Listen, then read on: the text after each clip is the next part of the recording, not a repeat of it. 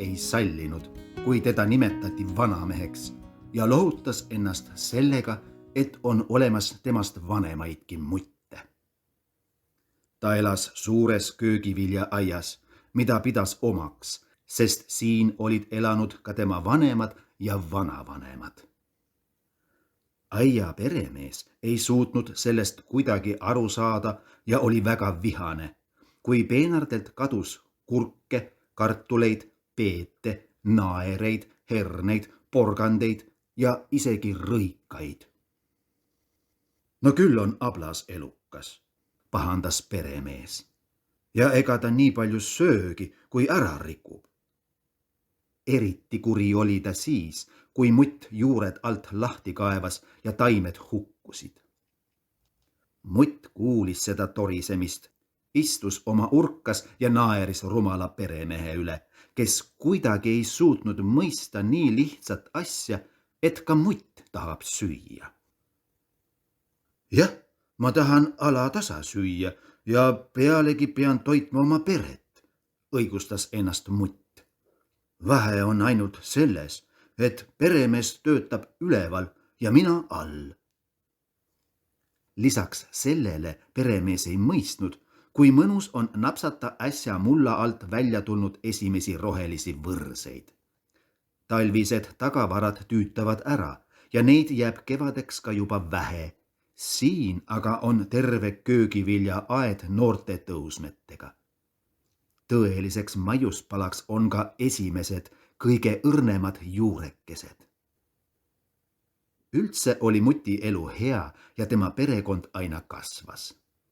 Peremees aga sai järjest pahasemaks ja viimaks otsustas hävitada oma aias kõik mutid. Muidugi see oli naljakas, kui ta hakkas üles seadma narre lõkse. Valas muti aukudesse tulist vett, raputas maha mingit rämpsu ja nii edasi. Ei, sa leia enne mõne rumalama muti, kes roniks sul lõksu, naeris vana mutt oma urus istudes. Peremehe õuel elasid hobused, lehmad, lambad, sead, kitsed, haned, pardid, kalkunid ja kanad. Keegi neist ei olnud oma elukorraga rahul ja kõik nad käisid muti juures peremehe peale kaebamas. Eriti tüütud olid kanad. Mõni tuleb kihutades nagu hull ja kisendab. Aita, kuhu ma munen muna? Vaevalt jõuad muneda, kui tuleb köögitüdruk Malanja ja varastab ära. Küll on varganägu. Tema viib ära minu munad ja peremees sööb neid. See on hirmus. Mutt kuulas kannatlikult ja ütles siis. See pole minu asi. Endamisi ta mõtles. Lihtsalt rumal kana, kellega ei maksa rääkidagi. Käis ka teisi loomi, eriti liigutavalt kaebas vasikas. Tuleb, ajab kaela õieli ja ammub õige haledalt. Mu elu on paha. Mis sul siis viga on, küsib mutt. Piima antakse vähe. Köögitüdruk võtab kogu piima endale, võtab ja joob ära. Mulle jätab ainult natuke põhja peale ja sinnagi valab veel sooja vett juurde. Ma tean, missugune on piim ja vett ei taha. Oh, sa vaeseke, haletses mutt, aga üldiselt see pole minu asi. Ka vasikaga polnud mõtet rääkida. See ei saanud niikuinii millestki aru. Tuli lammas ja kaebas, et peremees pügab ta igal kevadel paljaks. No ja mis siis? Sul endal suvel kergem, lohutas teda mutt. Kergem, kui sinu pügaks mõni paljaks, siis sa teaksid, kui kerge see on. Hea küll, teed sa astuma hakkad. Pole minu asi. Haned kaebasid, et südametu peremees võtab igal sügisel nende pojad, tapab nad ja sööb ära. Oma silmaga nägin, kuidas meie kutsar Andron tappis mu poegi, kaebas vana tasakaalukas Hani. kas see on õiglane? Maailmas pole olemaski paremat lindu kui hani. Võta näiteks kukk või isa Part. Kas nad hoolitsevad oma poegade eest? Mitte ei mõtlegi, aga mina sammugi ei lähe oma perekonna juurest. Muidugi, Hani on tõsine lind, kuid kaval mutt vastas ikka ühtmoodi. Pole minu asi. Lõpuks ükskord sügisel, kui kogu aedvili oli aias koristatud, tulid muti juurde kõik üheskoos. Otsustas sina, kellel on õigus, rääkisid nad nagu ühest suust. Peremees teeb meile liiga. Kõigile teeb liiga. Ainult sina elad oma meele järgi ega taha kellestki teada. Maja on sul oma ja igasugust sööki vead ka urgu nii palju kui kulub. Nüüd astus ette kalkun, ajas kõik suled kohevile ja podistas.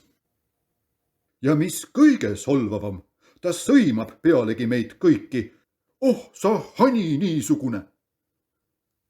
Hani sai pahaseks ja ütles. See ei tähenda veel midagi, aga peremees räägib, sa oled loll kui kalkun. See on juba halvem. Püü, püü, puhas lori, tühi lori, püü, torises kalkun. Ma ei taha sinuga üldse rääkida. Ühesõnaga Hani ja muud ei ühti. See pole minu asi, vastas mutt kõigi nende kaebuste peale ükskõikselt. Tuli joostes siga.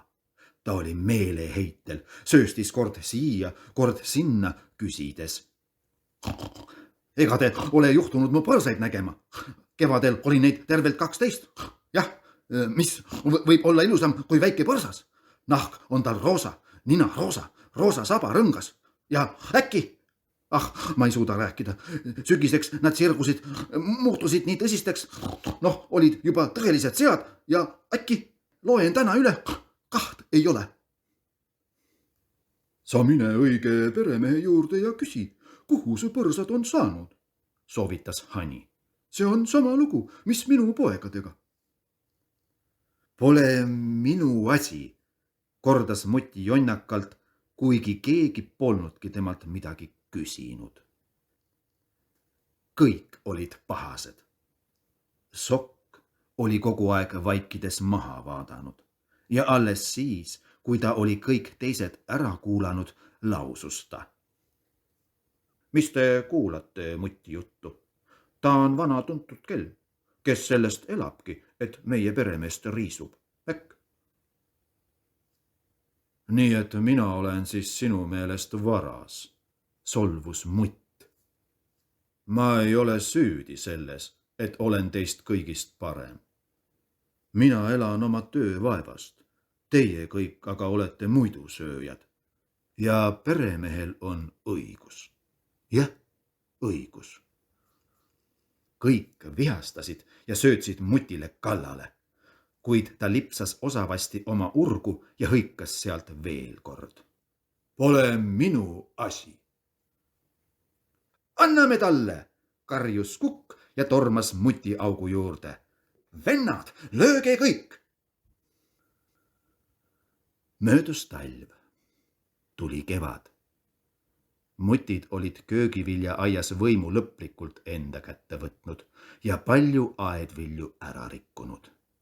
Peremees oli meeleheitel.